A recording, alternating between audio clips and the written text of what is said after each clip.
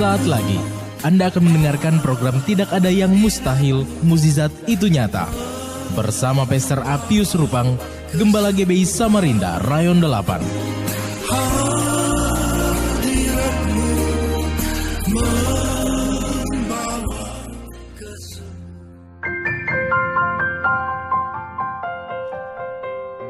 Shalom para pendengar yang dikasihi Tuhan. Mari kita mendengar kebenaran firman Tuhan pada hari ini.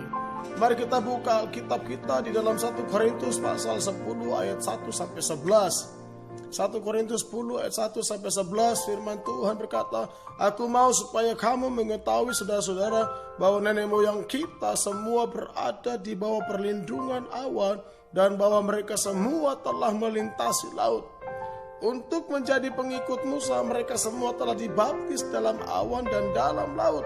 Mereka semua makan makanan rohani yang sama, dan mereka semua minum minuman rohani yang sama, sebab mereka minum dari batu karang rohani yang mengikuti mereka, dan batu karang itu ialah Kristus. Tetapi sungguh pun demikian, Allah tidak berkenan kepada bagian yang terbesar dari mereka, karena mereka ditewaskan di padang gurun. Semuanya ini telah terjadi sebagai contoh bagi kita untuk memperingatkan kita supaya jangan kita menginginkan hal-hal yang jahat seperti yang telah mereka perbuat, dan supaya jangan kita menjadi penyembah-penyembah berhala sama seperti beberapa orang dari antara mereka. Seperti ada tertulis, maka duduklah bangsa itu untuk makan dan minum, kemudian bangunlah mereka dan bersukaria. Janganlah kita melakukan percabulan seperti yang dilakukan oleh beberapa orang dari mereka, sehingga pada satu hari telah tewas 23.000 orang. Dan janganlah kita mencobai Tuhan seperti yang dilakukan oleh beberapa orang dari mereka, sehingga mereka mati dipagut ular. Dan janganlah bersungut-sungut seperti yang dilakukan oleh beberapa orang dari mereka, sehingga mereka dibinasakan oleh malaikat maut. Semuanya ini telah menimpa mereka sebagai contoh dan dituliskan untuk menjadi peringatan bagi kita yang hidup pada waktu di mana zaman akhir telah tiba." Nah, saudaraku yang dikasihi Tuhan, luar biasa apa yang dituliskan oleh Rasul Paulus, saudara. Rasul Paulus menggambarkan kisah bangsa Israel yang dibawa Tuhan keluar dari Mesir. Dan dalam perjalanan menuju tanah Kanaan, saudaraku, hal-hal yang dialami oleh bangsa Israel itu digambarkan Rasul Paulus juga seperti yang dialami oleh setiap jemaat Tuhan, juga setiap pribadi lepas pribadi, saya dan saudara yang mendengar. Nah, perhatikan apa yang dikatakan oleh Rasul Paulus, saudaraku. Mereka minum minuman rohani yang sama, bahkan makan makanan rohani yang sama, bahkan dikatakan juga minum dari batu karang rohani yang mengikuti mereka, dan batu karang itu digambarkan sebagai Kristus. Nah, saudaraku yang dikasihi Tuhan, perhatikan saudaraku, dari makan dan minuman sumber yang sama, di antara mereka saudaraku banyak yang mengalami kematian, kebinasaan. Mungkin kita bertanya mengapa demikian, saudara. Kita bertanya kenapa itu terjadi. Saudaraku, mari kita renungkan bersama-sama, saudaraku. Tuhan menginginkan saya dan saudara hidup di dalam kasih Tuhan, hidup dalam ketaatan, menjadi pelaku-pelaku firman. Saudaraku, dari sumber yang sama, banyak di antara mereka mengalami kematian. Kita perhatikan apa yang dimaksud oleh suratan Paulus kepada jemaat di Korintus. Rasul Paulus berkata menjadi contoh peringatan bukan hanya kepada jemaat di Korintus, tetapi juga untuk kita semua, saya dan para pendengar hari ini. Saudaraku, kata peringatan itu artinya peristiwa ini pernah terjadi, dan kita semua yang hidup di akhir zaman ini jangan mencontohi dari mereka yang binasa karena kedegilan hati mereka. Nah, saudara, mungkin kita semua pernah dengar kotak hitam, saudaraku. Kotak hitam dalam sebuah pesawat, saudaraku. Kotak hitam itu sebenarnya dia nggak berwarna hitam. Kita mungkin sudah tahu kotak itu terdapat di dalam sebuah pesawat. Ya, terutama pesawat komersil, saudaraku. kotak hitam itu bekerja untuk merekam kinerja, saudaraku. Bahkan juga merekam kondisi pesawat selama penerbangan. Dan kotak itu juga, saudaraku, merekam percakapan awak pesawat dengan petugas pengendali lalu lintas, saudaraku. Nah, dia bercakap dan itu direkam, saudaraku. Baik yang ada di udara dan yang ada di darat semua direkam. Pembicaraan di dalam kokpit juga direkam, saudaraku. Nah, ketika terjadi kecelakaan, saudaraku, para regu penyelamat pasti mencari kotak hitam itu. Kenapa? Mereka cari kotak hitam itu untuk diselidiki apa yang menyebabkan kecelakaan tersebut. Nah, saudaraku, dari kotak hitam itulah menjadi bahan perbaikan kekurangan-kekurangan yang masih ada, supaya di lain waktu jangan terulang kembali. Saudaraku dikasih Tuhan, apa saja peringatan yang harus kita perhatikan, saudaraku.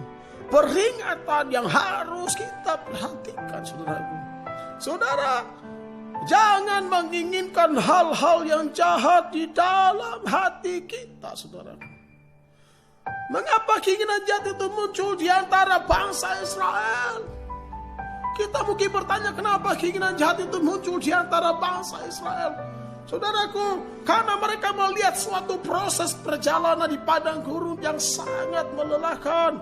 Mereka kembali mengingat kenikmatan di Mesir, saudaraku. Dan mereka mulai membandingkan keadaan di Mesir dan keadaan di padang gurun. Saudaraku, ini sangat berbahaya. Ketika kita melihat kondisi hidup kita, proses hidup yang Tuhan izinkan atas hidup kita, saudara, betapa berbahayanya kita mulai membandingkan keadaan kita yang lampau, membandingkan keadaan kita dengan orang lain. Maka saudara, hal itu akan memunculkan hal-hal yang jahat di dalam diri kita, sehingga kita akan menjadi pemberontak, tidak lagi menjadi pelaku-pelaku firman Tuhan. Dan perbuatan dosa, saudaraku, satu demi satu akan kita lakukan. Maka saudaraku, kebinasaan akan kita alami, saudara. Paulus berkata, janganlah kita mencobai Tuhan. Saudaraku, inilah yang dilakukan oleh bangsa Israel, saudara. Ketika mereka mengalami suatu proses perjalanan menuju tanah perjanjian. Mari kita lihat di dalam Keluaran pasal 17 ayat 1 sampai 2, saudara. Keluaran 17 ayat 1 sampai 2. Firman Tuhan berkata, kemudian berangkatlah segenap jemaah Israel dari padang gurun Sin, berjalan dari tempat persinggahan ke tempat persinggahan sesuai dengan titah Tuhan. Lalu berkemahlah mereka di Rafidim, tetapi di sana tidak ada air untuk diminum bangsa itu. Jadi mulailah mereka bertengkar dengan Musa. Kata mereka, berikanlah air kepada kami supaya kami dapat minum. Tetapi Musa berkata kepada mereka, mengapakah kamu bertengkar dengan aku? Mengapakah kamu mencobai Tuhan? Saudaraku, kita lihat ayat ini, saudaraku. Mengapa mereka mencobai Tuhan, saudara? Karena mereka tidak percaya akan pemeliharaan Tuhan, saudara. Mereka mengajak Musa bertengkar. Dan pada akhirnya, saudaraku, mereka mati di pagung ular. Saudaraku yang dikasih Tuhan, betapa berbahayanya bila setiap pribadi kita mencobai Tuhan, saudaraku. Kita ragu akan pemeliharaan Tuhan. Kita hidup dalam kekhawatiran. Sehingga pada akhirnya, saudaraku, kita menjadi mangsa iblis yang pelan-pelan membinasakan setiap kita. Saudaraku dikasih Tuhan, di akhir zaman ini Tuhan mau setiap kita lebih lagi sungguh-sungguh mengikuti Tuhan, saudara. Jangan lagi hidup dalam persungut-sungutan. Jangan lagi hidup dalam perbantahan. Saudaraku, suratan untuk jemaat Korintus ini menjadi peringatan bagi kita. Tuhan mau, saudara, setiap pribadi lepas pribadi sungguh-sungguh mengasihi Tuhan. Saudaraku, waktunya sudah singkat. Ia segera datang menjemput kita semua yang hidupnya sungguh-sungguh percaya kepada Dia, kepada Yesus Kristus Tuhan. Haleluya. Mari buka hatimu dan saya berdoa. Tuhan, ampuni kami. Tuhan, terima kasih. Engkau sudah memberikan peringatan bagi kami, Tuhan. Engkau sudah memberikan kami penglihatan, melihat kepada apa yang terjadi pada bangsa Israel. Tuhan, terima kasih. Ampuni segala dosa dan pelanggaran kami. Tuhan, biarlah Engkau menjadi Tuhan dan Raja dalam kehidupan kami. Tuhan, biarlah Engkau menjadikan kami hamba, menjadi hamba yang setia, menjadi pelaku-pelaku daripada kebenaran firman-Mu. Tuhan, pulihkan kami. Kami percaya, Tuhan, biarlah hari ini terjadi mujizat di tengah-tengah kami. Keselamatan terjadi, pemulihan terjadi, kesembuhan terjadi. Haleluya, haleluya, amin.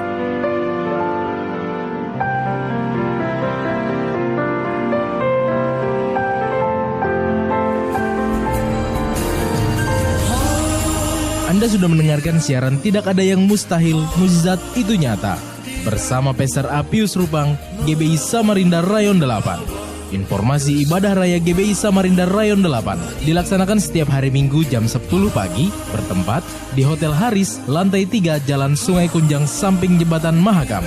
Untuk wilayah Balikpapan, Anda juga dilayani oleh Pastor Apius Rupang. Ibadah dilaksanakan setiap hari Minggu dalam HM Ministry Balikpapan. Jam 7 malam bertempat Menara Bahtera Hotel, lantai 1, Commercial Room, Jalan Jenderal Sudirman, nomor 2, Balikpapan.